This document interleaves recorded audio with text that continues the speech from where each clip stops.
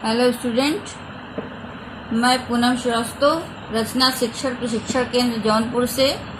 आज मैं D.Ed SCID 4th semester को पेपर नंबर 12 टीचिंग मेथोडोलॉजी पढ़ाने जा रही हूँ। उसका यूनिट 4 है teaching of English. Paper number 12 का यूनिट 4 है टीचिंग ऑफ इंग्लिश। आज मैं 4.5 क्लियर आउट करूंगी। 4.5 है टीचिंग वोकैबुलरी एंड ग्रामर, शब्दावली तथा व्याकरण शिक्षण। अंग्रेजी एक सार्वभौमिक भाषा है। आधुनिकता की दौड़ में शामिल होने के लिए प्रत्येक माता पिता अपने बच्चों को अंग्रेजी भाषा के माध्यम से पढ़ाने में रुचि रखता है, क्योंकि अच्छे करियर तथा व्यक्तित्व निर्माण में आजकल अंग्रेजी भाषा की भूमिका अग्रणी हो गई है। हमारे देश में विभिन्न भाषाओं एवं बोलियों का प्रयोग किया जाता है, किंतु देश विदेश में नए नए अवसर तथा करियर निर्माण के लिए अंग्रेजी भाषा को जानना आवश्यक होता है। अंग्रेजी भाषा में अच्छा संप्रेषण करने के लिए शिक्षार्थी की वोकैबुलरी तथा ग्रामर दोनों में पकड़ अच्छी होनी चाहिए। शब्दावली तथा व्याकरण को मजबूत बनाने के लिए निरंतर प्रयास की जरूरत होती है और विद्यार्थी जब निरंतर प्रयास करता है तो किसी भी भाषा की शब्दावली पर उसकी पकड़ मजबूत हो सकती है। वोकैबुलरी, शब्दावली, शब्दों के संग्रहण को शब्दावली कहते हैं, जिसको अंग्रेजी में वर्ड स्टॉक भी कहते हैं। शब्दावली आमतौर पर उम्र और समय के साथ विकसित होती है। संचार और ज्ञान प्राप्त करने के लिए एक उपयोगी और मौलिक उपकरण के रूप में कार्य करती है। अर्थ की दृष्टि से किसी भाषा की शब्दावली दो प्रकार की होती है। पहला सामान्य शब्दावली, दूसरा पारिभाषिक शब्दावली। ऐसे शब्द जो किसी विशेष ज्ञान के क्षेत्र में एक निश्चित अर्थ में प्रयुक्त होते हैं। ऐसे शब्द जो किसी विशेष ज्ञान के क्षेत्र में एक निश्चित अर्थ में प्रयुक्त होते हैं वह पारिभाषिक शब्द होते हैं। और जो शब्द एक निश्चित अर्थ में प्रयुक्त नहीं होते वह सामान्य शब्द होते हैं। प्राचीन भारत में दर्शन, ज्योतिष, गणित, आयुर्वेद आदि कुछ विषयों में प्रचुर भारतीय शब्दावली उपलब्ध थी, किंतु अंग्रेजी भाषा के कोश को भारत में अंग्रेज पादरियों ने धर्म एवं राज प्रचार की दृष्टि से प्रकाशित किए। आज इस भाग दौड़ के युग में प्रत्येक की यह आदत बनती जा रही है कि कम से कम समय में कम से कम शब्दों में अपने मन के भावों को अभिव्यक्त करें। प्रत्येक आदमी की यह आदत बनती जा रही है कि कम से कम समय में कम से कम शब्दों में अपने मन के भावों को अभिव्यक्त करें। इस स्वाभाविक प्रवृत्ति के फलस्वरूप ही संस्थाओं तथा संगठनों के लंबे लंबे नाम संक्षिप्त होते जा रहे हैं। नई प्रकार की यह शब्दावली अंग्रेजी में एक्रोनिम से अभिहित की जाती है। किसी भी विषय की पारिभाषिक शब्दावली का बड़ा ही महत्व है। किसी विशिष्ट विषय स्पेशलाइज्ड सब्जेक्ट को समझने समझाने का पारिभाषिक शब्दावली के बिना समझना असंभव ही दुरूह ही नहीं असंभव भी है। पारिभाषिक शब्दावली के दो फायदे होते हैं। पहला यह कि किसी विचार या कॉन्सेप्ट को समझने समझाने के लिए नए शब्दों के प्रयोग से विचारों को पंख लग जाते हैं। दूसरा यह कि शब्द की परिभाषा करने से वह अस्पष्टता समाप्त हो जाती है जो कि उस शब्द की सामान्य अर्थों में प्रयोग में आती है। इस प्रकार विचार विनिमय में आसानी या कम्युनिकेशन में आसानी होती है और संप्रेषण दक्षतापूर्ण हो पाता है। शब्दावली शिक्षण की रणनीतियां।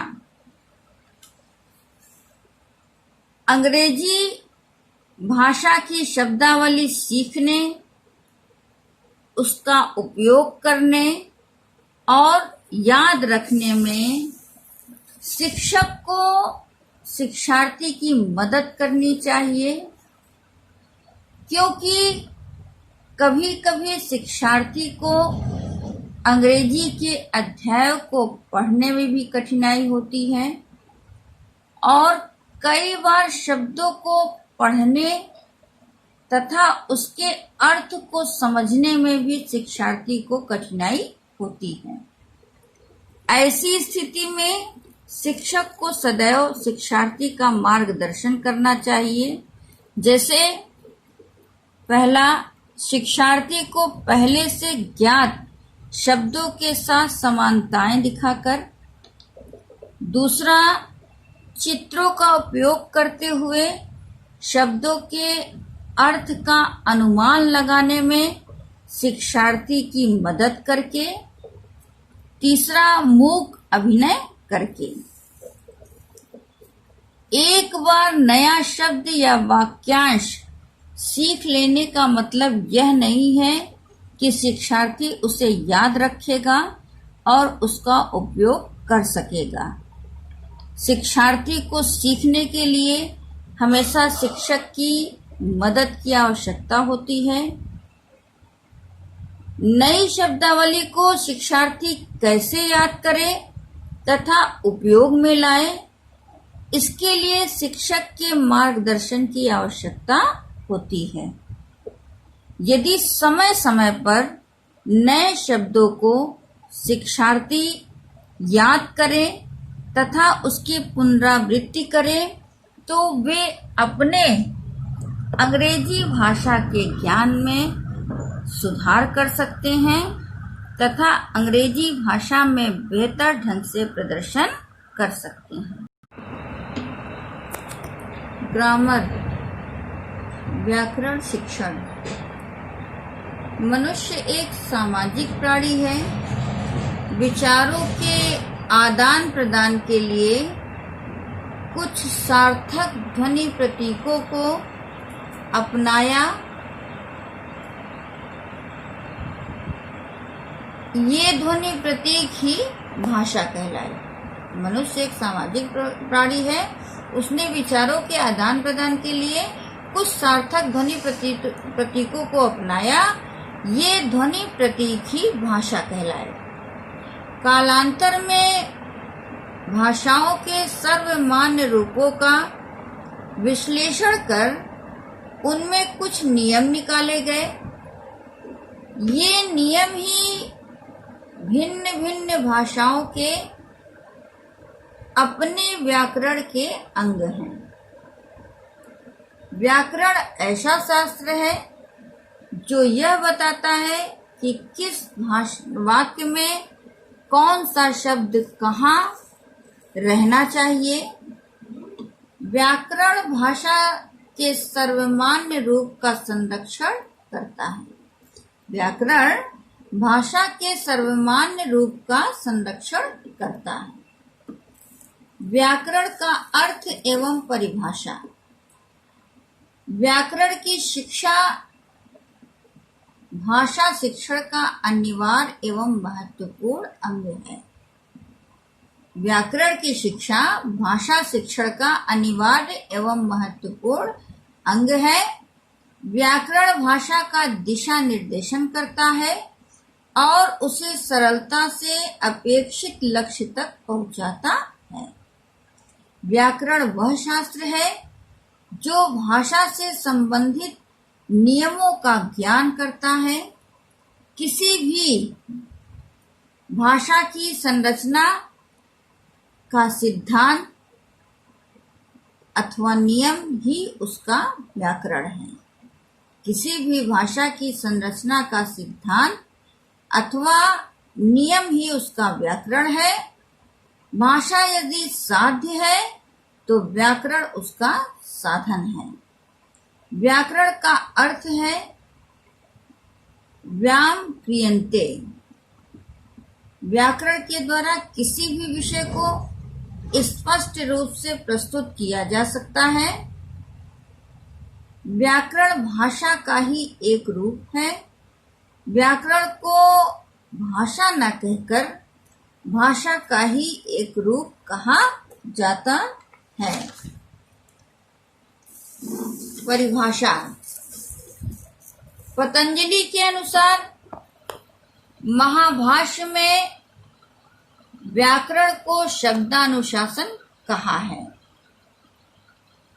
डॉक्टर स्वीट के अनुसार, जो अंग्रेजी के विद्वान भी थे, उनके अनुसार व्याकरण भाषा का व्यवहारिक विश्लेषण अथवा उसका शरीर विज्ञान है। जैगर के अनुसार प्रचलित भाषा संबंधी नियमों की व्याख्या ही व्याकरण है। व्याकरण की विशेषताएं। पहला, व्याकरण भाषा की शुद्धता का साधन है, साध्य नहीं। दूसरा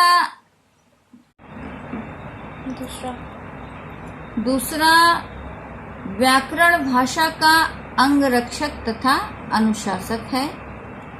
तीसरा, व्याकरण वास्तव में शब्दानुशासन ही है। चौथा, व्याकरण भाषा के स्वरूप की सार्थक व्यवस्था करता है। पांचवा, व्याकरण भाषा का शरीर विज्ञान है तथा व्यवहारिक विश्लेषण करता है। छठा, गद्य साहित्य का आधार व्याकरण है। सातवां, भाषा की पूर्णता के लिए पढ़ना, लिखना, बोलना तथा सुनना चारों कौशलों की शुद्धता व्याकरण के नियमों से आती है। आठवां, भाषा की मितव्ययिता भी व्याकरण से होती है। नवा, वाक्य की संरचना, शुद्धता भाषा के व्याकरण से आती है। 10वां, व्याकरण से नवीन भाषा को सीखने में सरलता एवं सुगमता होती है। व्याकरण शिक्षण विधि या प्रक्रिया। भाषा शिक्षक जब शिक्षार्थी को व्याकरण का शिक्षण कराता है तो वह शिक्षण प्रक्रिया को यदि रुचिकर बनाकर शिक्षण करवाता है तो शिक्षार्थी बहुत लगन से व्याकरण का अध्ययन करते हैं और व्याकरण का उपयोग करना शिक्षार्थी सरलता तथा रुचि पूर्वक सीखने लगता है।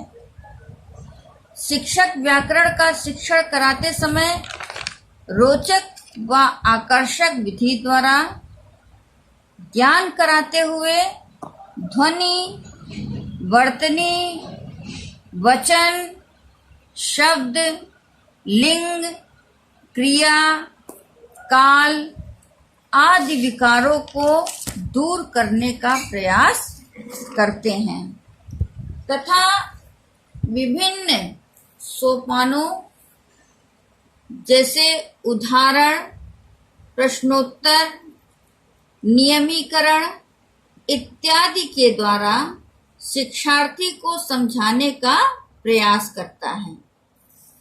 व्याकरण शिक्षण प्रक्रिया हेतु निम्नलिखित सोपानों को प्रयुक्त करना अनिवार्य होता है। पहला, पूर्व ज्ञान। शिक्षार्थी को सर्वनाम पढ़ाने हेतु संज्ञा शब्द का पूर्व ज्ञान होना चाहिए। दूसरा, प्रस्तावना। पूर्व ज्ञान के आधार पर प्रश्नों का विकास कराया जाता है। तीसरा, उद्देश्य कथन। समस्यात्मक प्रश्न को मुख्य प्रकरण से संबंधित करते हुए उद्देश्य कथन बोले जाते हैं जो संक्षिप्त व सारगर्भित होते हैं। व्याकरण शिक्षण की आवश्यकता। व्याकरण की शिक्षा भाषा शिक्षण का अनिवार्य एवं महत्वपूर्ण अंग है। व्याकरण भाषा का दिशा निर्देशन करता है और उसे सरलता से अपेक्षित लक्ष्य तक पहुंचाता है। व्याकरण के नियमों का ज्ञान शिक्षार्थी में मौलिक वाक्य संरचना की योग्यता का विकास करता है। भाषा की मितव्ययिता के आधार हेतु व्याकरण के नियमों का ज्ञान आवश्यक है। व्याकरण के ज्ञान से शिक्षार्थी की भाषा शुद्ध एवं स्पष्ट होती है। शुद्ध संप्रेषण व्याकरण के उपयोग पर निर्भर होता है। व्याकरण के ज्ञान से शिक्षार्थी की भाषा शुद्ध होती है। इसलिए शिक्षक को किसी भी भाषा का ज्ञान कराते समय शिक्षार्थी को व्याकरण का ज्ञान कराना अनिवार्य होता है। व्याकरण के तत्व। भाषा की इकाई वाक्य, वाक्य की इकाई शब्द और शब्द की इकाई अक्षर होते हैं। किसी भाषा के स्वरूप को समझने के लिए अक्षरों, शब्दों और वाक्यों इन तीनों के स्वरूप को समझना होता है। ये ही व्याकरण के मूल तत्व होते हैं और इन्हें क्रमशः ध्वनि विज्ञान, शब्द विज्ञान और वाक्य रचना कहा जाता है। व्याकरण के तत्व तो हैं पहला अक्षर, दूसरा शब्द, तीसरा वाक्य। अक्षर ध्वनि विज्ञान, शब्द शब्द विज्ञान, वाक्य वाक्य रचना। व्याकरण शिक्षण के उद्देश्य। भाषा अनुकरण द्वारा सीखी जाती है, किंतु भाषा के सर्वमान्य रूप को सीखने के लिए उसके व्याकरण को जानना आवश्यक होता है। अक्षरों, शब्दों और वाक्यों के मिश्रण से ही भाषा बोध होता है। भाषा बोध के अतिरिक्त भाषा सौंदर्य को भी जानना आवश्यक होता है। भाषा सौंदर्य जैसे रस, छंद, अलंकार, शब्द शक्तियां इत्यादि, इन सभी के संगम को ही भाषा का व्याकरण कहते हैं। किसी भी भाषा में जब जो रस, छंद, अलंकार और शब्द शक्तियां होती हैं, ये उस भाषा का सौंदर्य होता है और इन सभी के संगम को भाषा का व्याकरण कहते हैं। ये सभी व्याकरण शिक्षा के सामान्य उद्देश्य हैं। इन उद्देश्यों को निम्नलिखित क्रम में संगठित किया गया है, जैसे ज्ञानात्मक उद्देश्य, कौशलात्मक उद्देश्य, भावात्मक उद्देश्य। अंग्रेजी भाषा में व्याकरण का शिक्षण कराते समय शिक्षक को यह ध्यान रखना पड़ता है कि शिक्षार्थी का अंग्रेजी भाषा का शिक्षण स्तर कैसा है, क्योंकि बच्चे प्रायः अंग्रेजी भाषा से दूर भागने का प्रयास करते हैं। किंतु यदि शिक्षक अंग्रेजी भाषा के व्याकरण को रुचिकर बनाकर शिक्षण देते हैं तो शिक्षार्थी लक्ष्य को प्राप्त कर लेते हैं। कहने का तात्पर्य यह है कि अगर अंग्रेजी भाषा का शिक्षक अपने विषय वस्तु को या अपने विषय को रुचिकर बना करके बच्चों को पढ़ाता है तो हमेशा विद्यार्थी उस भाषा में निपुणता प्राप्त करते हैं और उसके बाद अपने लक्ष्य को भी प्राप्त कर सकते हैं। ये हो गया आपका टीचिंग वोकैबुलरी एंड ग्रामर, जो अभी आपको हमने पढ़ाया। शब्दावली किसे कहते हैं, शब्दावली के शिक्षण की रणनीतियां क्या होती हैं, ग्रामर, व्याकरण किसे कहते हैं, व्याकरण का अर्थ क्या होता है, उसकी परिभाषा क्या होती है, उसकी विशेषताएं क्या होती है, व्याकरण शिक्षण की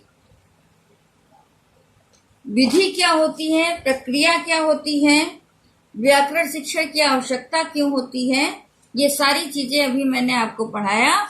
आप वीडियो देखकर उसको पढ़िए और मैं आपको कुछ प्रश्न देना चाहती हूँ जिसको आप अपनी कॉपी में एक असाइनमेंट के रूप में लिखिए। आपका पहला प्रश्न है, अंग्रेजी भाषा शिक्षण में शब्दावली की व्याख्या कीजिए। पहला प्रश्न है, अंग्रेजी भाषा शिक्षण में शब्दावली की व्याख्या कीजिए। दूसरा प्रश्न है, अंग्रेजी भाषा शिक्षण में व्याकरण शिक्षण पर प्रकाश डालिए। अंग्रेजी भाषा शिक्षण में व्याकरण शिक्षण पर प्रकाश डालिए, ये दूसरा प्रश्न है।